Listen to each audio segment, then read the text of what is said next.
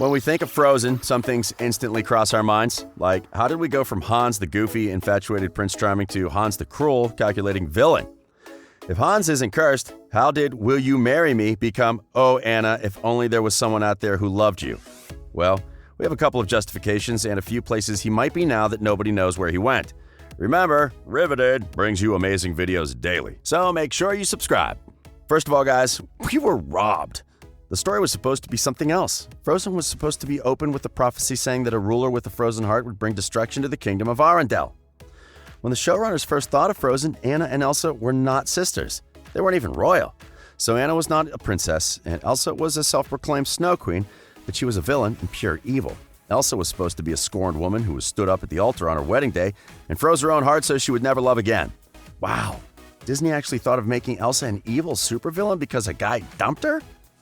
The showrunners thought about having the evil female villain and an innocent female heroine, and the ending involved a big epic battle with snow monsters that Elsa had created as her army.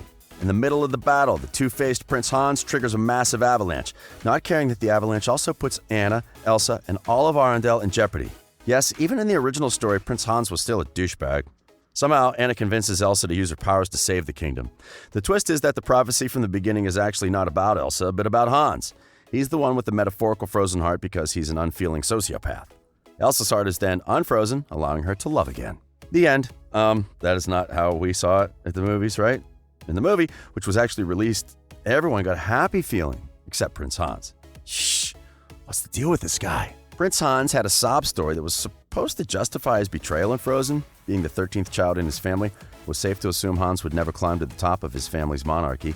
He explained that his 12 older siblings never really gave him the time of day or any real responsibility as a member of the royal family. Once the Southern Isles is given word of Queen Elsa's coronation, Hans is the royal representative that attends in honor of his country. Wait, so how did Hans, the last in line, get picked to represent the Southern Isles at the coronation of a neighboring kingdom that, according to the Duke of Weaseltown, was flowing with riches and power? Shouldn't they have picked someone more promising?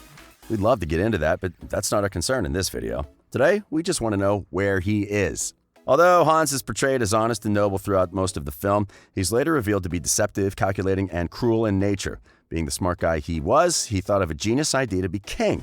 Marry into another royal family, of course, one that will substantially cut his throne waiting time. Along with the other invited royalty, he arrives on the day of the event and is first seen arriving in Arendelle on his horse, Citron, who accidentally runs into Princess Anna. Anna meets Prince Hans, she falls in love, he proposes, she says yes, Elsa says no, and the next thing we know, the entire kingdom is frozen because of Elsa.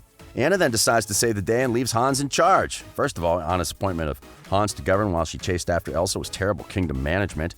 After Elsa accidentally freezes Anna's heart with her elemental powers, Hans convinces the dignitaries from the other neighboring kingdoms that Anna died and married him beforehand, making him the new leader of Arendelle. The plot twist. Hans tells Anna that he doesn't love her and he was only using her to become king of Arendelle. His plan was to let her freeze to death, pretend that they said their wedding vows before she died, order the execution of Elsa on the grounds of treason, and finally, claim the throne for himself. The fact that he turned evil towards the end of the movie made it look like the writers just needed to throw someone under the bus. They were right to get rid of the original prophecy, but they still needed someone to swing a sword at Elsa during the climax, simply because they needed to give Anna a way to sacrifice herself for her sister. The act of true love that would save both Anna and the kingdom. Poor Hans just happened to be standing there with a sword in his hand, and he took one for the team.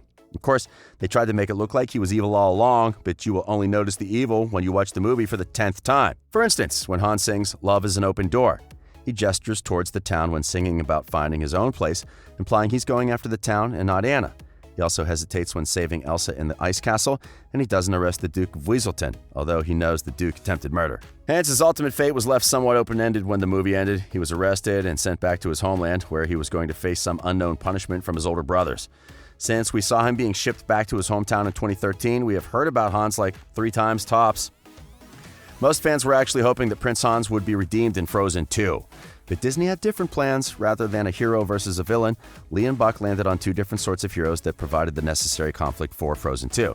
Hans is frequently mentioned in Frozen 2, and he appears in the snowy manifestations of Elsa's past, where Elsa destroys his figure due to the bitterness for his past actions. Other than that, he didn't really have a significant role in Frozen 2. He briefly makes an appearance in Frozen Fever, where he's seen cleaning up horse manure in the Southern Isles as part of his punishment from his family and his actions against Queen Elsa and Arendelle.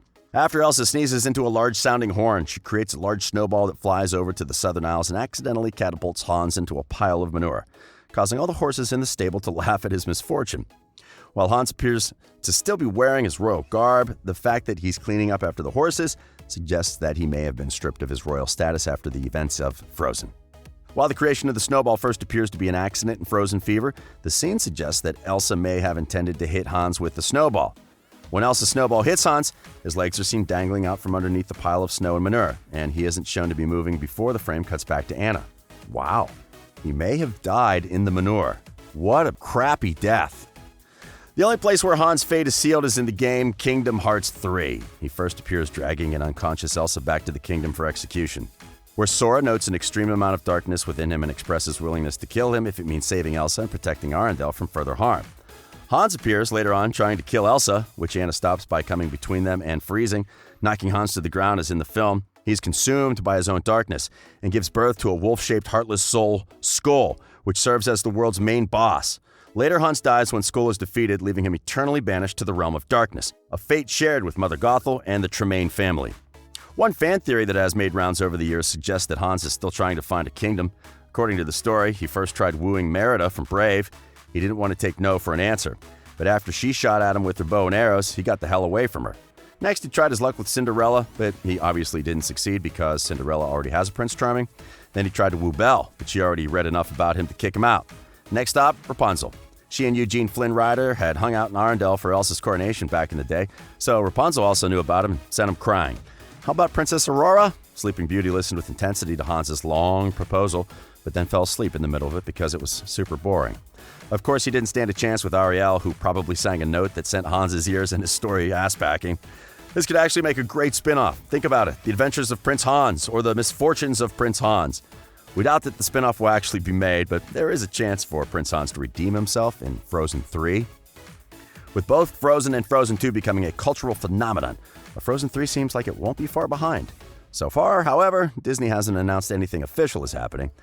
Josh Gad, who voices lovable snowman Olaf, said he isn't aware of any plans so far, but also didn't write off the possibility entirely. Frozen 2's directors Chris Buck and Jennifer Lee similarly said they had no immediate plans for a third film, but they also acknowledged it could happen in the future.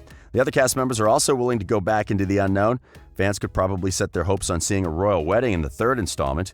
We could see Anna, who is now Queen of Arendelle, having a lavish wedding for the people to enjoy. There are also a few different ways that Hans can come back in Frozen 3. He can be back to revenge on the sisters since he was sent back to his kingdom because of them. He could also return to try and apologize to Anna and Elsa and win Anna back over. Who knows? Maybe he really has feelings for her deep down, although he'll have to go through Kristoff. Disney had the chance to introduce an epic love triangle, but they just had to prematurely get Prince Hans out of the way. Yes, we are glad that Anna wasn't just married off to a prince, but think of how the plot actually had potential. Hans and Kristoff could genuinely love Anna, and she would be faced with the challenge to choose. This would have been more relatable rather than suddenly turning the other guy evil. Here's a crazy theory. What if Hans genuinely loved Anna, but there was some sort of foul play? Hold on. This is where we're coming from. When Kristoff takes Anna to the trolls so that they can save her, they make it clear that she's the perfect match for Kristoff. They even sing Fix Her Upper to try and persuade Anna that Kristoff is the one. But when he tells them during the song that Anna's engaged to someone else, they are so fixated in giving Kristoff a happy ending. What if they used magic to make Hans the villain? The trolls openly admitted that they want to get the fiancé out of the way, so clearly they've got a target on Hans. Poor Hans didn't even stand a chance. Oh gosh. #justice for Hans. We honestly believe that Prince Hans should be redeemed. He wasn't husband material, and he clearly let his ambition get the better of him, but he was a resourceful problem solver with natural leadership skills who would have made a great king. Hans proved to be a worthy ruler, winning the hearts of Arendelle's citizens, gaining their trust and loyalty through his seemingly benevolent and caring ways. He does so by distributing free cloaks to the public and setting up soup lines in the palace. For all his faults, Hans was also good to his horse. By the way, what happened to Citron? One moment he was there, and the next he was just gone. Classic Disney. Anyway, what are your thoughts on where Prince Hans could be? Is he plotting a disastrous revenge? Is he peacefully paying for his betrayal? Let us know in the comments section below. And remember to check back tomorrow for another video. This has been Riveted.